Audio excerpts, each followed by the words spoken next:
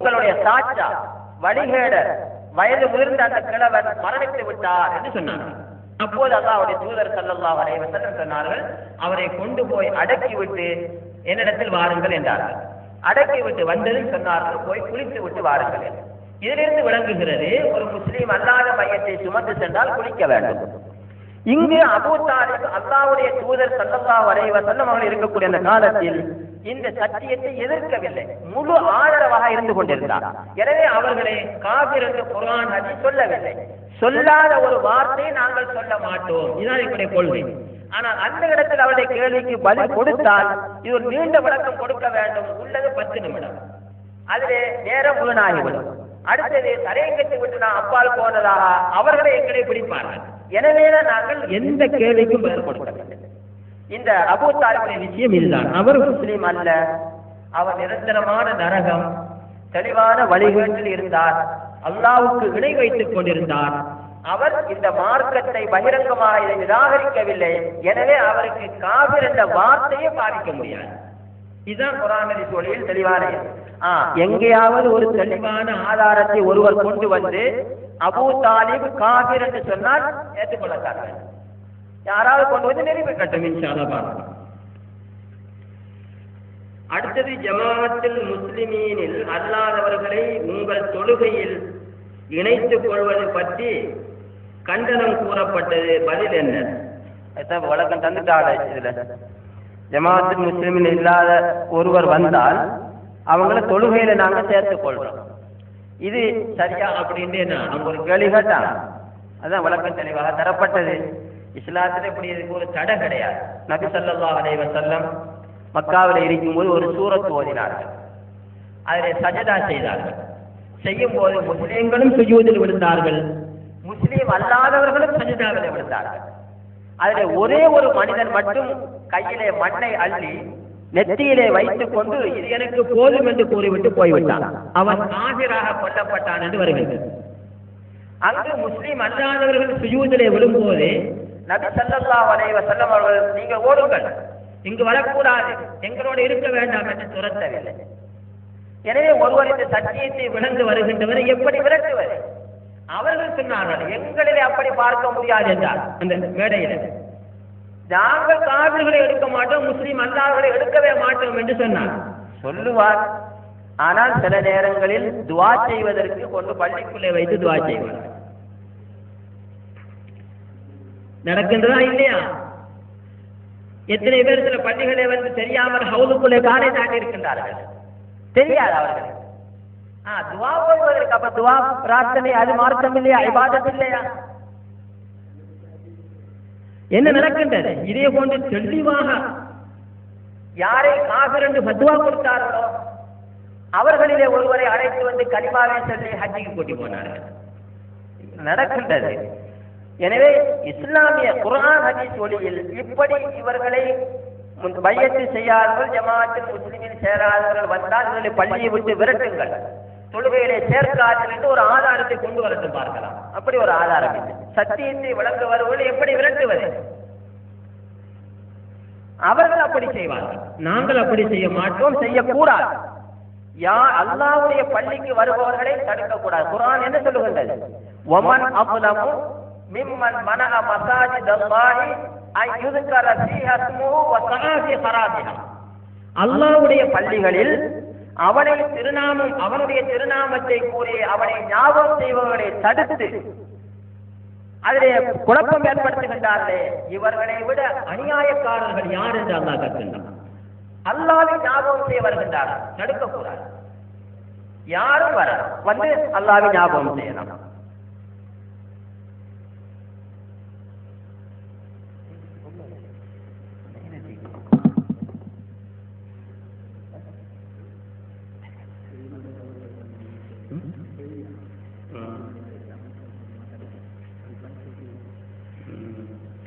அடுத்தது,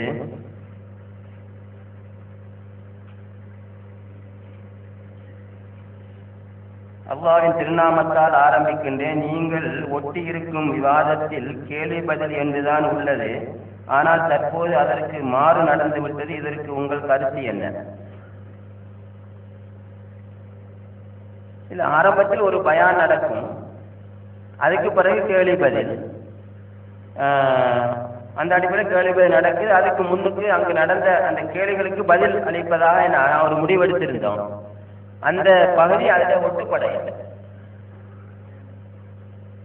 அது தவறு நடந்துட்டு அதை எழுத நாங்கள் மறந்துட்டா தயவு செய்து மன்னிச்சு கொள்ளணும்.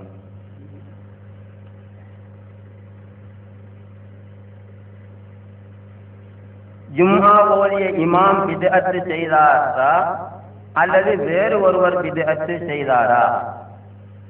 அந்த பித்அத் ஒரு இமாம் மெம்பர்ல இருக்கும் போது 2 அதான் சொன்னா அவர் பத்துபா ஓதக்கூடாது, உடனே அதை நெப்பாட்டாரு. அவர் செய்ய இல்லை, அதை முழுமையா முன்னால் பார்த்து கொண்டிருக்கிறார். கூடுமா? ஹதீஸில் வருகின்றது, பின்னால் ஒரு கூட்டம் வரும், அவர்கள் செய்வார்கள் என்றால் சொல்லுவார்கள், செய்ய மாட்டார்கள், ஏவப்படாததை செய்வார்கள். அவர்களை எதிர்த்து யார் போராடுகின்றாரோ அவர் விசுவாசியாக இருப்பார் என்று ஹதீஸ் வந்திருக்கின்றது. எனவே அதை எதிர்த்து அந்த இடத்தில் போராட வேண்டும், பெரிய ஒரு குற்றம். அடுத்த கேள்வி, ஒரு அமீர் இன்னும் ஒரு அமீரிடம் பைஅத் செய்ய முடியுமா? ஒரு அமீர் இன்னொரு அமீரிடத்தில் பைஅத் செய்ய வேண்டிய அவசியமே ஏற்படாது. அப்படி ஒன்று இஸ்லாத்தில் இருக்காது. ஏன்? ஒரு பைஅத் செய்து முஸ்லீம் ஆனவர் தான் அமீராக ஆகுவார், பிறகு அவரை நியமிக்கப்படும். அப்படி இருக்கும்போது அவர் இன்னொரு அமீரிடத்தில் பைஅத் செய்யறது எப்படியுமே அதுக்கு ஒரு வடிவம் உண்டாக மாட்டார். இப்படி இருக்கிறது, ஒரு அமீர் இன்னொரு அமீரிடத்தில் சென்று இன்னொரு பையத் இருக்கின்றது, அதாவது மேலதிகமாக செய்யக்கூடிய பையத், இஸ்லாத்துக்கு வரக்கூடிய பையத் அல்ல. உதாரணமாக, நான் தொழுகையை சரியாக கடைபிடிப்பேன், யாரிடத்திலும் கை நீட்ட மாட்டேன் என்று ஒரு பையத் ஒருவர் விரும்பினால் செய்யலாம். அந்த பையத்தை செய்யலாமே தவிர இஸ்லாத்துக்கு வருகின்ற பையத் என்று இருக்காது. அப்படியே ஒரு அமீர் என்பவர் ஏற்கனவே பையத்து செய்து முஸ்லீமானதற்கு பிறகுதான் அமீராக ஆகுவார், பிறகு அவருக்கு ஒரு பையத் என்று கிடையாது. 25, 63, 64 இந்த குர்ஆன் ஆயத்தின்படி விவாதிப்பது கூடுமா? ஒரு கேள்வி கேட்டீங்க, இப்படி விவாதம் கூடுமா என்று. இந்த 25வது அத்தியாயம் 63, 64 அந்த வசனம் என்ன? அல்லாஹ் தஆலா கூறுகின்றான், வஇதா காத்தபஹுமுல் ஜாஹிலூன காலு ஸலாமா. விசுவாசிகள் யார் என்றால் அறிவியர்கள் அவர்களோடு கதைக்க வந்தால் சமாதானம், சலாம் என்று சொல்லிவிட்டு போய்விடுவார்கள். எனவே விவாதிப்பது கூடுமா என்று கேட்டிருக்கின்றார்கள். இது ஒரு தனி தலையங்கம், விவாதம் என்பது வேறொரு தலையங்கம். எப்படி? இது சாதாரணமாக ஒருவர் அறிவில்லாமல் கண்ட மாதிரி ஒருவரோடு பேசுகின்றார், இவருக்கு தெளிவாக விளக்குகின்றது, உடனே இவர் என்ன செய்ய வேண்டும்? சலாம் என்று கூறிவிட்டு போய்விட வேண்டும். இது ஒரு தனி சப்ஜெக்ட். இன்னொரு இடத்தில் அல்லாஹ் தஆலா கூறுகின்றான், வஜாதில்ஹும் பில்லதி ஹிய அஹ்சன். ஒருவர் விவாதத்துக்கு அழைக்கின்றார், அப்போது நீங்கள் அவரோடு அழகான முறையில் தர்க்கியுங்கள் என்று அல்லாஹ் கட்டளையிட்டிருக்கின்றார்.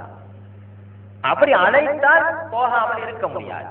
வஜாதில்ஹும் பில்லதி ஹிய அஹ்சன், அவர்களோடு நீங்கள் அழகான முறையில் விவாதியுங்கள் என்று கூறியிருக்கின்றார். அந்த அடிப்படையில் அப்படி ஒருவர் அழைத்தால் விவாதம் செய்யலாம், ஆனால் அழகான முறையில் அதை செய்ய வேண்டும்.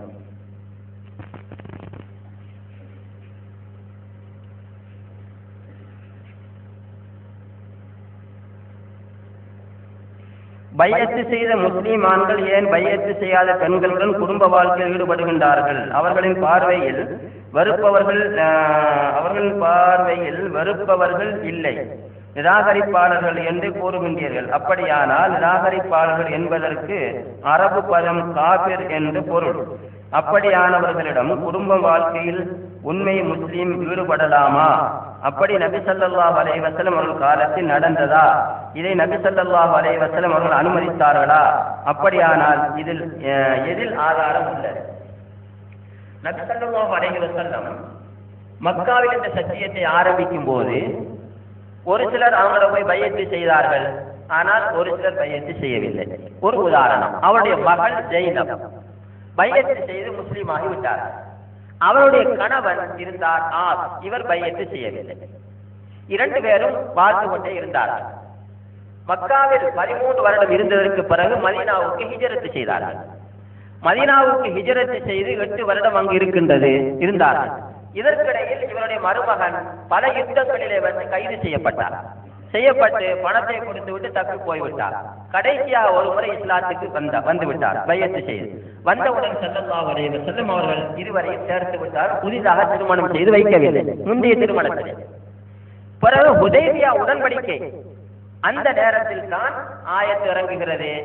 இப்படி லா தும்சிகு பிஇஸமில் கவாஃபிர், நிராகரிக்கக்கூடிய பெண்களுடைய திருமண பந்தத்தை வைத்துக் கொண்டிருக்கார்கள்.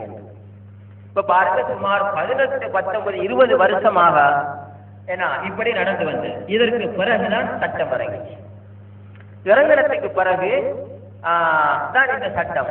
இந்த ஆயத்தை எதை காட்டுகிறது என்றால், காபிர்கள் நிராகரிக்கக்கூடிய பெண்களுடைய திருமண பந்தத்தை நீங்கள் வைத்துக் கொண்டிருக்கார்கள். இது அந்தந்த ஒரு கணவன் பையத்து செய்திருக்கின்றார், மனைவி பையத்து செய்யவில்லை. இப்போது இவர் என்ன செய்வார்? இந்த பெண்ணையும் இஸ்லாத்துக்கு அழைப்பார், பையத்து செய்யுங்கள், உபதேசம் செய்வார். இந்த பெண் இதை எதிர்க்காமல், நான் இதை விளங்கிக் கொண்டிருக்கிறேன், இதை விளங்கித்தான் நான் இந்த சத்தியத்தை ஏற்றுக்கொள்ள வேண்டும் என்று கூறி விளங்கிக் கொண்டிருந்தால் இவரோடு வாழ்வார். இது நிராகரிக்கக்கூடிய பெண் அல்ல. இந்த பெண்ணை பார்த்து காபிர் என்று சொல்ல முடியாது, குர்ஆன் ஹதீஸ் சொல்லி. என்றைக்கு இந்த பெண் இதை நிராகரித்து, இது பச்சை பிழை, இதை நான் ஏற்றுக்கொள்ள மாட்டேன், இது அப்படி என்று அவரை நிராகரித்து ஒரு பெண் காபிராகிவிட்டால் அந்த பெண்ணோடு அவர் வாழக்கூடாது. குர்ஆனில் கவாபிர் என்று வருகின்றது. காபிருடைய அந்தஸ்துக்கு அந்த பெண் வந்துவிட்டால் அந்த பெண்ணோடு வாழ்வதற்கு இஸ்லாத்தில் தடையில்லை, இஸ்லாத்தில் வாழ்வதற்கு அனுமதி கிடையாது. இதேபடிதான் நாங்கள் அல்லாஹ்வுடைய குர்ஆனையும் ஹதீஸையும் தான் நாங்கள் நடைமுறைப்படுத்திக் கொண்டிருக்கின்றோம். இந்த அடிப்படையில் நாங்கள் ஒருவர் பையத்து செய்தால் இப்படியே சொல்லுவோம் அவர்களுக்கு, உங்களுடைய மனைவிமார்களையும் பையத்து செய்தலே நுழைத்து விடுங்கள். ஏன்? இதிலே வந்தால் அவர்கள் சொர்க்கம் செல்வார்கள். இதை நிராகரிக்காமல் இருக்கும் வரை அவர்களுக்கு நீங்கள் தஅவத் செய்து அவர்களுக்கு இஸ்லாத்தை அவர்கள் சொல்லிக் கொண்டே இருங்கள். என்றைக்கு இதை நிராகரிக்க ஆரம்பித்து விட்டால் அவர்களை விட்டு விடுங்கள்.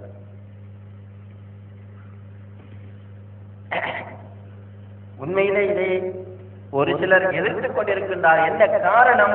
இதுல குர்ஆன் ஹதீஸ் நடைமுறைப்படுத்தப்படுகின்றது. இதுல வந்தால் பர்தா போடணும், ஆண்கள் தாடி வைக்கணும், மீசை கத்தரிக்கணும், புகைக்க முடியாது, இதே போல பெண்களை வெளிநாட்டுக்கு அனுப்ப இயலாது, டிவி பார்க்க முடியாது, இசை கேட்க கூடாது, இப்படி இஸ்லாத்தில் தடுக்கப்பட்டவைகள் எல்லாம் ஒதுக்கி இஸ்லாத்துல ஏவப்பட்டது. சரியா 5 நேரம் தொழுதே ஆகணும், ஜக்காத்து கடமையானா ஒப்படைக்கணும், தாடி வளர்க்கணும், இப்படி இஸ்லாத்தை நடைமுறைப்படுத்துறாங்க. எங்கள்ல என்ன பிழை இருக்குது? நாங்க கேட்கிறது இந்த உலமாக்கள்ல, இந்த ஜமாத்தில் முஸ்லிமீன்ல ஏதாவது பிழை இருக்குதா? அவங்க சொல்றாங்க ஒரே ஒரு பிழை தான் இருக்குது. என்ன சொல்றாங்க? இந்த பையத்து செய்யாத மற்ற பிரிவுகளை நரகம் செல்லுங்கிறாங்க. இது எங்களுடைய கருத்தும் அல்ல, இது குர்ஆன் ஹதீஸை தான் நாங்க சொல்றோம். 73வது பிரியும் அல் ஜமாஅத் சொர்க்கம் செல்லும், மற்ற நரகம் செல்லும். ஹதீஸ் எங்களை என்ன பிழை இருக்குது? ஒருவர் தனியே இருந்து நல்லா சிந்திச்சாங்கன்னு சொன்னா அவங்களுக்கு தெரியும் இது ஹக்குன்னு. அல்ஹம்துலில்லாஹ், இதுல வந்து குர்ஆன் ஹதீஸ் படி சகோதரத்துவம், இதுல சண்டை சச்சரவு கிடையாது. எந்த பிரச்சனை வந்தாலும் எங்களுக்குள்ள தீர்த்து கொள்வது, எங்களுடைய பிரச்சனை எடுத்துக்கொண்டு வேற எங்கேயும் செல்வதில்லை, அவரிடத்திலே கொண்டு போய் இவர்களை பிடித்துக் கொடுப்பதெல்லாம் கிடையாது. நீங்க வந்து பாருங்க, எங்களுடைய ஜும்மாவுக்கு வந்து பாருங்க, 5 நேர தொழுகையில நீங்க வந்து கலந்து பாருங்க. எங்கள குர்ஆன் ஹதீஸுக்கு மாற்றமா என்னமே இருந்தா நீங்க சொல்லுங்க, நாங்க ஏற்றுக்கொள்றதுக்கு தயாரா. நாங்க நேரான பாதைக்கு தான் நாங்க அழைக்கிறோம். இதுல எங்கள்ல எந்த விதமான வழிகாடும் இல்லை, எங்கள்ல குஃபுர் ஷிர்க் பித்அத்தே கிடையாது. இப்படி ஒருவர் வாழ்ந்து மாற்றிட்டா நிச்சயமா சொர்க்கம் செல்வார். அதனால என்னுடைய ஒரு வேண்டுகோள், ஒரு அழைப்பு உங்களுக்கு, நீங்க வெள்ளிக்கிழமையில ஜும்மாவுக்கு நீங்க வந்து பாருங்க, எங்களை எவ்வளவு சுன்னத்துகள் ஹயாத்தாக்கப்பட்டிருக்குன்னு பாருங்க.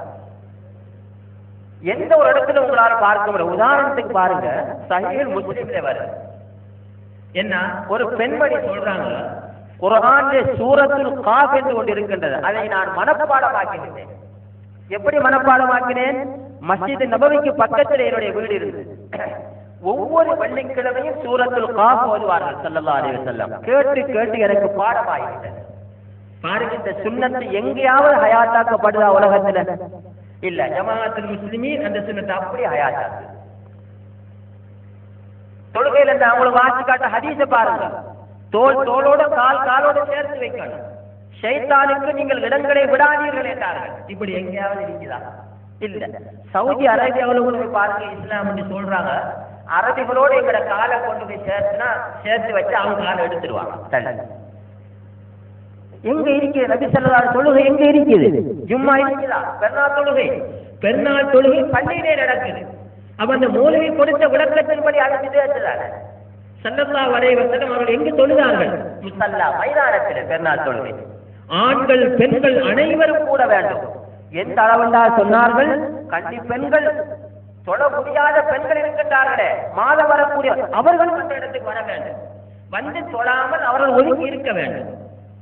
அப்போ ஒரு பெண்மணி கேட்டால், யார சொல்லலாம், எங்களிடத்தில் பர்தா இல்லை என்றால் முகமூடி. சொன்னார்கள், உங்களுடைய தோழிகளிடத்திலே எடுத்து போட்டுக் கொண்டு வாருங்கள் என்று கட்டளையிட்டார்கள். அவ பெருநாள் தொழுகை கட்டாய கடமை. ஆனால் மதுஹபிலே எழுதி வைத்திருக்கிறார்கள் சுன்னத். செய்தால் நன்மை, செய்யாவிட்டால் பாவம் இல்லை. ஆனால் ஹதீஸிலே கடமை. ஜமாஅத்துல் முஸ்லிமீன் தொழுகையில் அந்த பெண்களும் கலந்து கொள்ள வேண்டும் என்று கட்டளை இருக்கின்றார்கள். எங்கே இருக்கின்றது? எனவே இது இந்த ஒரு ஃபித்னாவுடைய காலம். நான் ஆரம்பத்தில் சொன்னது போன்று இமாம் புகாரி அவர்கள் அந்த பாபுல் ஃபித்ன், குழப்பம் என்ற பாபிலே இந்த ஹதீஸை கொடுத்திருக்கின்றார்கள் ஹுதைபாவுடைய. இது ஃபித்னாவுடைய காலம். இந்த காலத்தில் ஒருவர் சுவர்க்கம் செல்ல வேண்டுமானால் இந்த முழு பிரிவுகளை விட்டு ஒதுங்கி ஜமாஅத்துல் முஸ்லிமீனில் சேர்ந்திருப்பதுதான் அவருக்கு மறுமையிலே நரகத்திலிருந்து தப்புவதற்கு ஒரு வழியை தவிர வேறு எந்த வழியுமே இல்லை. அல்லாஹ் எங்கள் அனைவருக்கும் உதவி செய்ய வேண்டும், அனைவருக்கும் இந்த விளக்கத்தை தர வேண்டும். இன்னொரு கேள்வி, நீங்க இந்த தொழுகையில மற்றவங்களை எப்படி சேர்க்கிறீங்க? அதுக்கு விடை அளிக்கப்பட்டது. முஸ்லீம்கள் முஸ்லீம் அல்லாதவர்களுக்கு தொழுகை நடத்துவதற்கு ஆதாரம் உண்டா? விளக்கப்படுத்தியாச்சு. முஸ்லீம்களும் முஸ்லீம் அல்லாதவர்களும் சரி சமனாக நின்று தொழ முடியுமா? விளக்கப்படுத்தியாச்சு. வாரவங்களை விரட்டுவதற்கு ஆதாரம் கொண்டு வரலாம். முஸ்லீம் அல்லாதவர்களுக்கு தொழுகை பர்து இல்லை என்கிறீர்கள். உங்கள் மஸ்ஜிதுகளில் முஸ்லீம் அல்லாதவர்களும் தொழுகை நடத்துகின்றார்கள், ஆதாரம் உண்டா? விளக்கப்படுத்தியாச்சு. தடுக்க முடியாது, ஆதாரம் இருக்கணும். இமாம் புகாரி அவர்கள் முஸ்லிமா காபிரா? அப்படி தெரியாத பட்சத்தில் எப்படி புகாரி இமாமுடைய கிரந்தத்தை பின்பற்றுவது? இமாம் புகாரி பார்த்து இப்படி ஒரு வார்த்தையை பாவிக்கிறது கூட நமக்கு வாசிக்கத்துல எனக்கு ஒரு மாதிரி இருக்கு. இமாம் புகாரி காபிரான் எப்படி இந்த வார்த்தையை போடுறது? சுப்ஹானல்லாஹ். ஹதீஸ்ல வருது, 12 கலீஃபாக்கள் இருக்கும் வரைக்கும் இந்த இஸ்லாம் உறுதியாக இருக்கும். அனைவரும் ஒரு அமீருக்கு கட்டுப்பட்டு இருப்பார்கள். வந்துடுச்சு.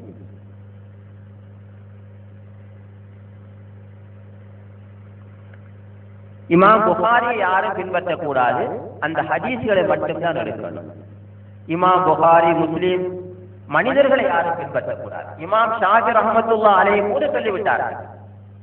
என்ன உதாரணமா, ஷாஃபி மதுஹபிலே ஒரு கருத்து இருக்கின்றது, ரமலான் மாசத்தில் லுஹர் தொழுகைக்கு நடு உச்சியிலே சூரியன் வந்ததற்கு பிறகு மிஸ்வாக்கு செய்வது மக்ரூஹ் எழுதியிருக்கின்றார் ஷாஃபி மதுஹப். ஆனால் இது சரியா? இது பிழை. ஹதீஸில் வந்திருக்கின்றது கட்டாயம் மிஸ்வாக்கு செய்ய வேண்டும். நபி ஸல்லல்லாஹு அலைஹி ஒவ்வொரு தொழுகையிலும் மிஸ்வாக்கு செய்திருக்கின்றார்கள். எந்த இடத்திலும் சொல்லவில்லை ரமலானிலே லுஹருக்கு பிறகு ஜவாலுக்கு பிறகு மிஸ்வாக்கு செய்யக்கூடாது. எழுதப்பட்டது பிழை. ஆனால் இந்த இடத்தில் இமாம் ஷாஃபியை பின்பற்றக்கூடாது. ஏன்? இமாம் ஷாஃபி ரஹ்மத்துல்லாஹி அலைஹி அவர்களே சொல்லிவிட்டார்கள். எப்படி? என்னுடைய கூற்று குர்ஆன் ஹதீஸுக்கு மாற்றமாக இருந்தால் என்னுடைய கூற்றை தூக்கி சுவற்றிலே அடித்துவிட்டு குர்ஆன் ஹதீஸை பின்பற்றுவது என்று சொல்லியிருக்கிறார்கள். எனவே எந்த இமாமையும் ஒருவர் பின்பற்றக்கூடாது. அவர்கள் சொல்லுகின்ற சொல்லு குர்ஆன் ஹதீஸாக இருந்தால் அதை எடுத்துக் கொள்ள வேண்டும். இமாம் புகாரி அவர்கள் தன்னுடைய கிரந்தத்தில் பதிந்திருக்கக்கூடிய அனைத்தும் அல்லாஹ்வுடைய தூதர் ஸல்லல்லாஹு அலைஹி வஸல்லம் அவர்கள் சொன்ன ஹதீஸ். அந்த ஹதீஸ்களை நாங்கள் எடுக்கணும். இன்றைக்கு கூட பாருங்கள், காதியானிகள் ஒரு குர்ஆன் அரபு இந்த குர்ஆனை மொழிபெயர்த்திருக்கின்றார்கள். எடுத்து பார்க்கின்றோம், அவர்கள் காதியானிகள். எல்லா பிரிவுகளும் காஃபிர் என்று சொல்லுகின்றார்கள். ஆனால் அந்த குர்ஆனை பாருங்கள், எந்த மாற்றமும் இல்லை. அப்படியே அந்த குர்ஆன் இதே குர்ஆன், எந்த மாற்றமும் இல்லை. ஆனால் மொழிபெயர்ப்பிலே அங்கே சில திருகள் நடந்திருக்கின்றன, திருத்திருக்கின்றார்கள். அது பிழை. அந்த குர்ஆன் இருக்கின்ற அரபு இந்த எந்த மாற்றமும் இல்லை. ஒருவர் அதை எடுத்து வைத்து ஓதலாம், கூடாது என்று இல்லை. எனவே இமாம் புகாரி அவர்கள் அந்த இஸ்லாமிய கிலாபத் இருந்த காலத்தில் வாழ்ந்தவர்கள் அவர்கள் முஸ்லீம் இல்லை என்று யாராவது நிரூபிக்க பார்க்கலாம்? யாராலே நிரூபிக்க முடியாது. அடுத்தது இமாம் புகாரி ஜமாஅத்துல் முஸ்லிமீன் இருந்தார்களா? ஜமாஅத்துல் முஸ்லிமீன் இல்லாமல் இருந்திருந்தால் அந்த காலத்தில் வாழ்ந்த கலீஃபா அவரை வெட்டி இருப்பார்கள். ஏன் உங்களுக்கு தெரியும், ஜமாஅத்துல் முஸ்லிமீன் இருக்கும் போது அதிலிருந்து ஒருவர் வெளியேறி சென்றால் அவரை என்ன செய்வார்? விட மாட்டார் கலீஃபா. அந்த காலத்தில் கிலாபத் இருந்திருக்கின்றது. வரலாற்றை சொல்லுகின்றார்கள். சமீபத்தில் தான் கிலாபத் இல்லாமல் போனதா துருக்கியர்கள் அந்த ஆட்சியில் பிரிட்டிஷ் பிடித்ததற்கு பிறகு 1924 வரைக்கும் கிலாபத் இருந்தது என்று வரலாறு சொல்லுகின்றார். அவருடைய கூற்றின்படிக்கு ஒரு கிலாபத் இருக்கும் போது அந்த கலீஃபாவுக்கு ஒருவர் கட்டுப்படாமல் என்ன நடக்கும்? கொண்டு விடுவார்கள். எனவே இமாம் புகாரி அவர்கள் அந்த ஜமாஅத்துல் முஸ்லிமில் சேராமல் இருந்திருந்தால் வரலாறு சொல்லும் அவரை வெட்டி கொலை செய்து விட்டார்கள். அப்படி வரவில்லை. அவர்கள் முஸ்லீமாக ஜமாஅத்துல் முஸ்லிமில் இருந்திருக்கின்றார்கள். தயவு செய்து மௌலவி மசூத் அகமது அவர்கள் ஜமாஅத்துல் முஸ்லிமீனை எப்படி தொடங்கினார்கள் என்று கூற முடியுமா? நேரம் இல்லை, 12:30 டைம் முடியுது, அதுக்கு மேல வைக்க இயலாது. 4 நிமிஷம் இருக்குது. இது நீண்ட ஒரு சப்ஜெக்ட். இன்ஷால்லா இன்னொரு நாளைக்கு இந்த கேள்விக்கு பதில் கொடுப்போம். மௌலவி நசீர் அவர்கள் என்ன காரணம் கூறி ஜமாஅத்துல் முஸ்லிமீன் வெளியேறினார்? அது விளக்கிட்டேன். அவர்களே கேள்வி காட்டு பாருங்க. அடிக்கடி சொல்லுவார், ஹம்னே கிசிகு காஃபிர் நஹி கஹதே ஹை. நான் மசூத் அமல் சொல்றேன், நாங்கள் யாரையும் காஃபிர் என்று சொல்ல மாட்டோம் என்று எழுதியிருக்கின்றார். இது பிழை. அவர் சொல்றார், இது பிழை. ஏன்? ஜமாஅத்துல் முஸ்லிமீன் சேராவிட்டால் அனைவரும் காஃபிர் என்று சொல்லணும். அப்ப நாங்கள் சொல்ல முடியாது. குர்ஆன் ஹதீஸுக்கு முரண் கருத்து. உடனே ஜமாஅத்தை வெளியில வைத்தார். கேட்டு பாருங்க, உண்மையா பொய்யா?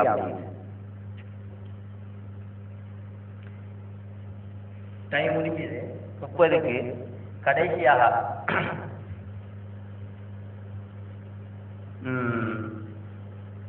இன்னும் நிறைய கேள்விகள் தான் இருக்குது. இதே போல 80 கேள்விகள் தொகுத்து வந்திருக்குது. இன்ஷா அல்லாஹ் நாங்கள் கேள்விப்பட்டோம் அந்த விவாதத்தில் கலந்து கொண்ட உலமாக்கள் இந்த கூட்டம் முடிஞ்சு இன்னொரு கூட்டம் போடுவாங்க. அந்த கூட்டம் போடுறதுக்கு பிறகு இன்ஷா அல்லாஹ் நாங்களும் ஒரு கூட்டம் ஏற்பாடு செய்வோம். குர்ஆன் ஹதீஸை கேட்போம். இன்ஷா அல்லாஹ் பாப்ப தொடர்ந்து நடக்கட்டும். யார்கிட்ட பிழை இருக்கிறது பாப்போம். இதில் அடிப்படி சண்டை பிடிக்க வேண்டிய தேவையில்லை. இப்ப 4 மதுஹப் இருக்குது. 4 மதுஹப்ல ஒரு கருத்து. அதை வழங்கக்கூடிய வழங்கி எது சரி பண்ணிட்டு பார்த்து கொள்வாங்க. அதே போல அவங்களும் குர்ஆன் ஹதீஸ் சொல்லட்டும், நாங்களும் குர்ஆன் ஹதீஸ் சொல்லுவோம். அவங்க சொல்றது நாங்களும் வழிகாடாக எடுத்து கேட்போம். முடியுமான இடத்துல வந்து நாங்க கேட்போம் இன்ஷா அல்லாஹ். அதனால அல்லாஹ் சுப்ஹானஹு வ தஆலாவிடத்தில் ஒவ்வொருவரும் நான் சொல்றேன், நீங்க அல்லாஹ்விடத்துல பிரார்த்திங்க. அல்லாஹும்ம அரினல் ஹக்க ஹக்கன் வர்சுக்னா இத்திபா. யா அல்லாஹ் எங்களுக்கு சத்தியத்தை சத்தியமாக காட்டு, அதை நாங்கள் பின்பற்றுவதற்கு. வ அரினல் பாத்தில பாத்திலன் வஜித்னா. யா அல்லாஹ் எங்களுக்கு இந்த வழிகேடாக காட்டு, அதை நாங்கள் தவிர்த்து கொள்வதற்கு என்று நீங்க அல்லாஹ்விடத்துல பிரார்த்தனை செய்யுங்க. இன்ஷா அல்லாஹ் குர்ஆன் அல்லாஹ் தஆலா கூறுகிறான், வல்லதீன ஜாஹது ஃபீனா லனஹதியன்னஹும் சுபுலனா. யார் எங்களுடைய பாதையில் முயற்சி செய்கின்றார்களோ அவர்களுக்கு நாம் நேரான வழியை காட்டுவோம். நபி ஸல்லல்லாஹு அலைஹி வஸல்லம் அவர்களும் இதைத்தான் சொல்லி இருக்கின்றார். இப்படி 73 கூட்டமாக வரக்கூடிய காலத்தில் ஒரு கூட்டம் சுவர்க்கம் செல்லும். எனவே ஒவ்வொருவருடைய கடமை என்னவென்றால், இந்த புகாரியில வந்திருக்கக்கூடிய ஹுதைபாவுடைய ஹதீஸையும் இந்த அபூ தாவூதுல வந்திருக்கக்கூடிய முஆவியா அவருடைய இந்த ஹதீஸையும் வைத்து ஒவ்வொருவரும் முயற்சி செய்ய வேண்டும். எப்படி? சத்தியத்தில் ஒரு கூட்டம் இருக்கும், அது எது என்று தேட வேண்டும். எப்படி தேடுவது? ஒவ்வொரு பிரிவாரும் முன்வைக்கின்ற கருத்துக்களை செவிமடுக்க வேண்டும். பிறகு அந்த கருத்துக்களை எடுத்து குர்ஆன் ஹதீஸோடு உரசி பார்க்க வேண்டும். உரசி பார்த்ததும் ஒரு விளக்கம் நிச்சயமாக கிடைக்கும். அதை நீங்கள் பின்பற்ற வேண்டும். இதுதான் என்னுடைய உபதேசம். இன்ஷா அல்லாஹ் திருப்பி வரக்கூடிய கூட்டங்களை நாங்கள் சந்திக்கும் வரை ஒவ்வொருவரும் நான் கூறிய பிரகாரம் இந்த துஆவை நீங்கள் செய்து வாருங்கள். அல்லாஹும்ம அரினல் ஹக்க ஹக்கன் வர்சுக்னா இத்திபாஅ வ அரினல் பாத்தில பாத்திலன் வர்சுக்னா இஜ்தினாபா. இந்த துஆவை கேளுங்கள், நிச்சயமா அல்லாஹ் தஆலா ஒரு வழியை உங்களுக்கு காட்டுவார். அகூலு கௌலி ஹாதா வ அஸ்தக்ஃபிருல்லாஹ லி வ லக்கும் வஸ்தக்ஃபிரூஹு இன்னஹு ஹுவல் கஃபூருர் ரஹீம்.